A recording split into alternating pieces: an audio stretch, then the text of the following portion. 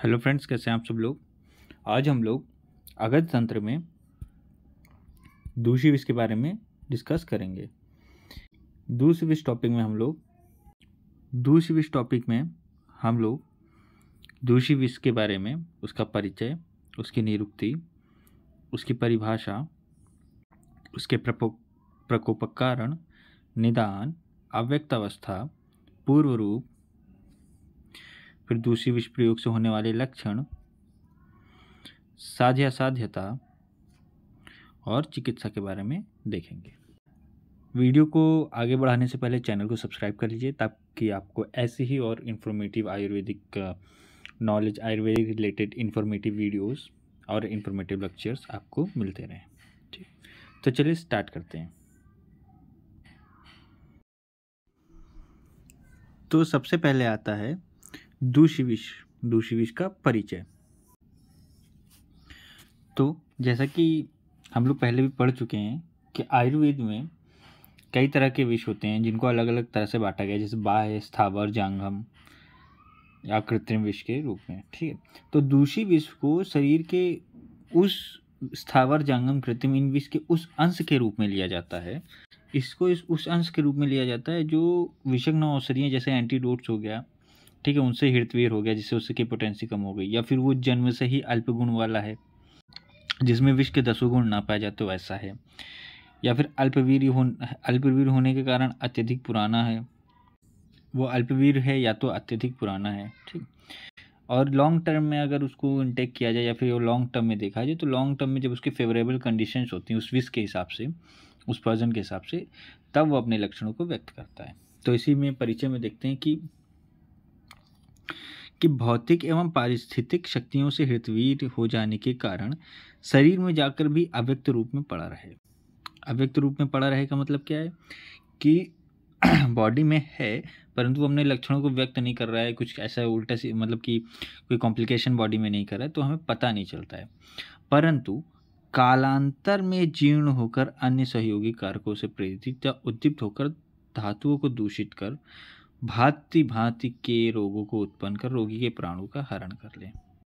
ठीक है, तो मतलब कालांतर में जीर्ण होकर या अन्य सहयोगी, टाइमली अगर उसको, मतलब कि एक टाइम बाद जब वो जीर्ण हो जाए, मतलब कि अपनी फुल पोटेंसी में आ जाए, या फिर अन्य सहयोगी कारण में क्या क्या आता है, जैसे कि उसके फेवरेबल अगर उसको गुण मिल जाते हैं या फिर उसके फेवरेबल उसको बाहरी कंडीशंस मिल जाती हैं, तो फिर वो उद्दीप्त होता है और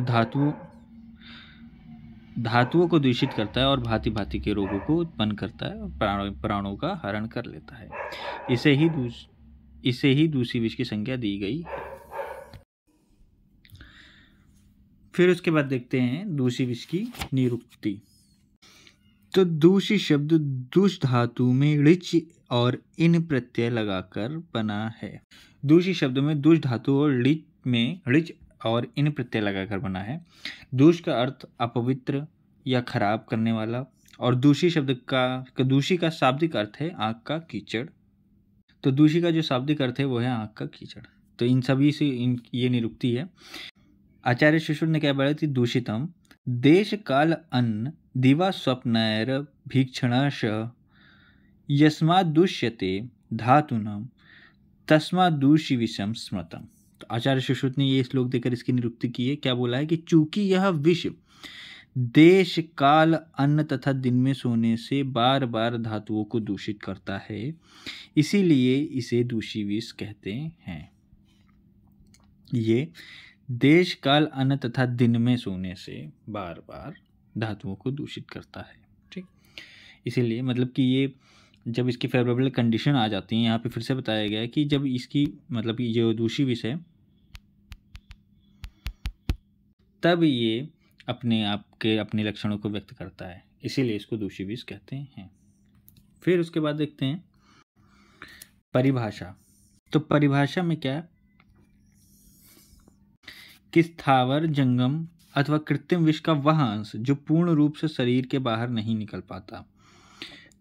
मतलब कि किसी व्यक्ति ने अगर इंटेक कर लिया है तो चिकित्सक को चाहिए कि वो विष को बाहर निकाले, लेकिन वो पूर्ण रूप से विष नहीं निकल रहा का पाता, किंतु पचकर या तो डाइजेस्ट हो जाता है या विषग्न औषधियों या एंटीडोट के प्रभाव से हृतवीर होकर शरीर में ही पड़ा रहता है और फिर शरीर को धीरे धीरे दूषित करता रहता है।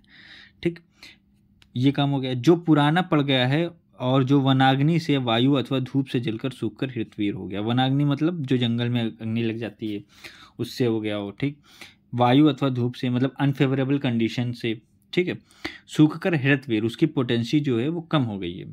अथवा जो जन्म से ही अपने स्वाभाविक गुणों से युक्त नहीं है, मतलब कि जो विष के 10 गुण हैं वो उसमें उसकी उत्पत्ति से ही नहीं है। ठीक है, उसे दूषी विष कहते हैं। तो ये सब जो कंडीशन है ये बॉडी में, फिर से वही कहा गया कि बॉडी में जाकर के बॉडी को उतना नुकसान इमीडिएटली नहीं पहुंचा सकते, बट लॉन्ग टर्म में देखा जाए तो ये नुकसान पहुंचाते हैं, इसीलिए इसको दूषी विष कहा गया, उसे दूषी विष कहते हैं। ठीक, दूषी विष के प्रकोपक कारण, मतलब कि दूषी विष को प्रकोपित कौन कौन सी चीज़ें करती हैं अगर बॉडी में, तो शीत मतलब कोल्ड, अनिल अर्थात वायु, और दुर्दिन का मतलब क्लाउडी डे, ये सभी दूषी विष को प्रकोपित करने वाले होते हैं। ठीक, आचार्य वाग्भट भी इसी तरह कहते हैं कि जो उद्दीप्त क्या क्या करता है, जैसे पूर्वी दिशा में वायु, अगर इस दिशा में, पूर्वी दिशा में चलने वाली वायु है, अजीर्ण इंडाइजेशन हो गया है, शीत कोल्ड हो गया, तो और बादल क्लाउड, इसका उल्लेख आचार्य वाग्भट ने भी लगभग सेम ही कहा है। ठीक, फिर उसके बाद देखते हैं दूषी विष की अव्यक्त अवस्था, मतलब कि दूषी विष बॉडी में किस तरह से रहता है, किस तरह से काम करता है। तो दूषी विष जो है वह अल्पवीर्य होने के कारण प्राणी को शीघ्र तो नहीं मारता, परंतु कफ आवृत होकर शरीर में वर्षों तक बना रहता है और इसके लक्षण शीघ्र व्यक्त नहीं होते। वो कफ आवृत होकर के वर्षों तक बना रहता है, मतलब कि वो जैसे ही पर्सन ने इनटेक कर लिया है दूषी विष का तो वो तुरंत तो नहीं मारेगा, लेकिन वो कफ आवृत हो जाता है और शरीर में वर्षों तक, बहुत लंबे टाइम तक बना रहता है और इसके लक्षण भी शीघ्र व्यक्त नहीं होते। फिर वो जब फेवरेबल कंडीशन होती है, हम लोग जानते हैं, हम लोग पढ़ दिए, फिर से मैं बता रहा हूँ, जब फेवरेबल कंडीशन होती है तभी वो अपने लक्षण व्यक्त करता है और कॉम्प्लिकेशन क्रिएट करता है। फिर उसके बाद देखते हैं दूषी विष के निदान, कि दूषी विष के कौन कौन से कारण हैं जो प्रकोपित करते हैं, तो ये पढ़ ही चुके हैं। इसके लक्षण शीघ्र व्यक्त नहीं होते, प्रतिकूल देश काल, आहार विहार, अत्यधिक परिश्रम, अत्यधिक मैथुन, मानसिक द्वंद्व, क्रोध आदि प्रतिकूल संवेगों के कारण जब मनुष्य की जीवन शक्ति या रोग प्रतिरोधक क्षमता कमजोर पड़ जाती है तो पूर्वैया हवा, धूप, शीत, वर्षा, बादल, अजीर्ण शरीरत, आमविष आदि का सहयोग पाकर दूषी विष पुनः धातुओं को दूषित करने लगता है और उसके लक्षण व्यक्त होने लगते हैं। मतलब ये है कि जब व्यक्ति अहित का सेवन करता है, जैसे अत्यधिक मैथुन हो गया, उचित आहार विहार न करना हो गया, ठीक है, अत्यधिक मैथुन करना हो गया, अहित आहार विहार करता है तो उसकी जो इम्यूनिटी होती है वो कमज़ोर हो जाती है, रोग प्रतिरोधक क्षमता कमज़ोर पड़ जाती है। तो इसका एक बेनिफिट मिलता है दूषी विष को। और दूसरा जो है, अगर मौसम का जो फिजिकली बाहरी देखा जाए तो पूर्वाया हवा, धूप, शीत, वर्षा, बादल, ये सब चीज़ें हैं। और तीसरा है जो व्यक्ति का खुद का है अजीर्णता, शरीर सामविष्ट आदि का सहयोग भी है। तो ये 3-4 फैक्टर हैं, जब दूषी विष को मिल जाते हैं उसका अपने फेवर में, तब वो अपने लक्षणों को व्यक्त करता है और बॉडी में कॉम्प्लिकेशन देता है। फिर देखते हैं दूषी विष के पूर्व रूप, मतलब दूसरी विष के पूर्व रूप क्या हैं, तो निद्रालुता मतलब कि एक्सेसिव स्लीपिंग, भारीपन, हैवीनेस,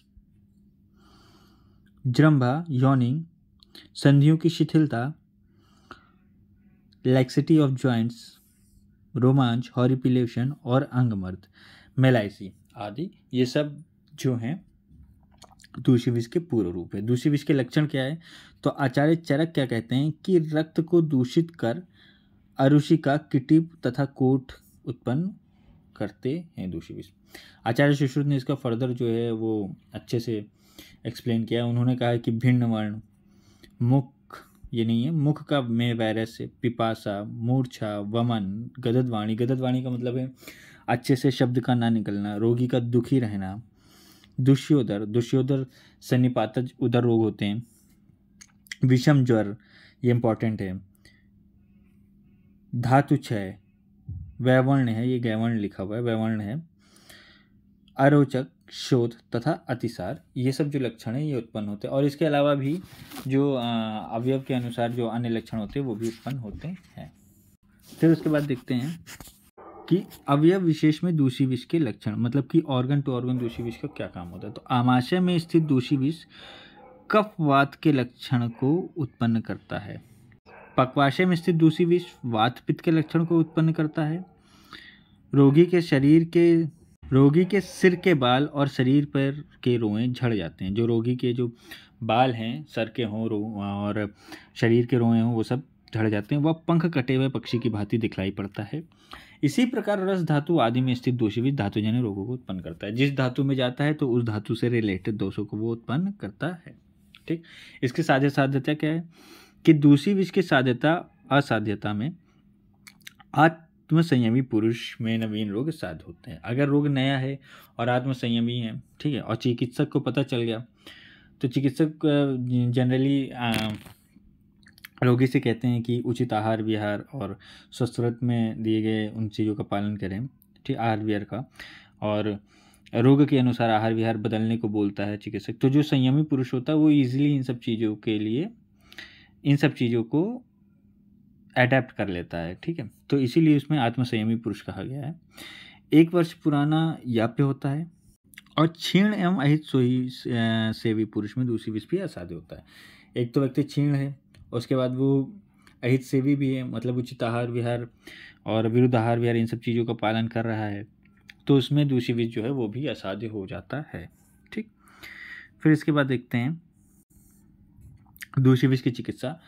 तो दूषी विष के से पीड़ित व्यक्ति भली प्रकार स्वेदन कर वमन द्वारा शोधन करना चाहिए। मतलब कि दूषी विष से जो व्यक्ति पीड़ित है उसका भली प्रकार से स्वेदन देकर वमन द्वारा शोधन कराना चाहिए। शरीर के शुद्ध हो जाने पर निम्न दूषी विरेग आदि को कुछ दिन लगातार पालन करना चाहिए। क्या है ये निम्न में?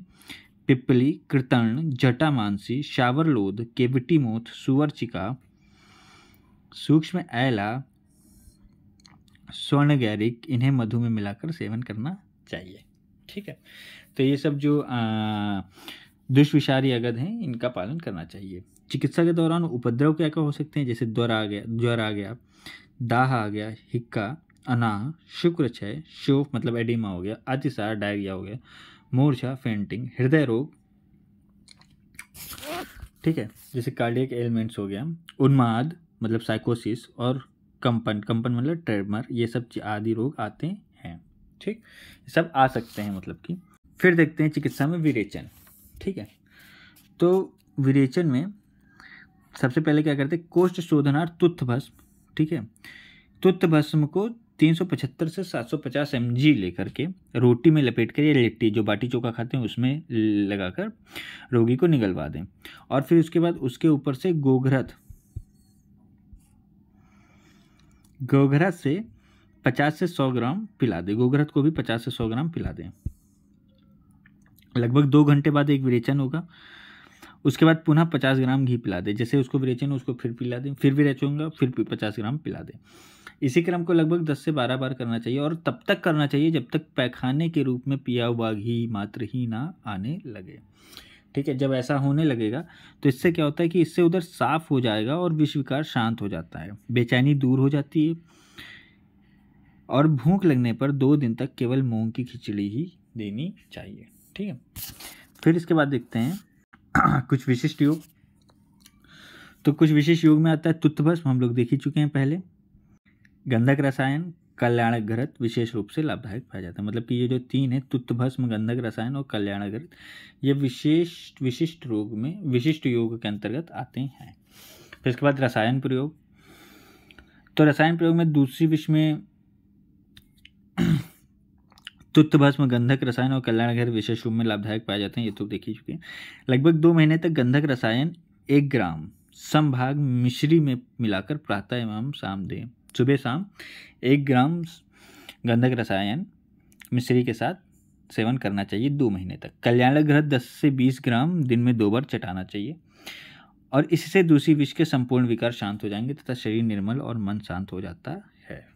फिर देखते हैं जीर्ण विष प्रकोप में निम्न औषधियों का भी सफलतापूर्वक प्रयोग किया जा सकता है। जो कुछ योग हैं यहाँ पे जिनका प्रयोग किया जा सकता है, ये हैं स्वर्ण भस्म, स्वर्णमाक्षिक भस्म, पन्ना भस्म, प्रवाल पिष्ठी, पुखराज भस्म, प्रवाल पंचामृत और असादी चूर्ण। इनका भी प्रयोग दूषित विष में किया जा सकता है। तो गाइज ये था दूषित विष के बारे में। अगर आपको वीडियो पसंद आया हो, नोट्स पसंद आया हो, नोट्स समझ में आए हो तो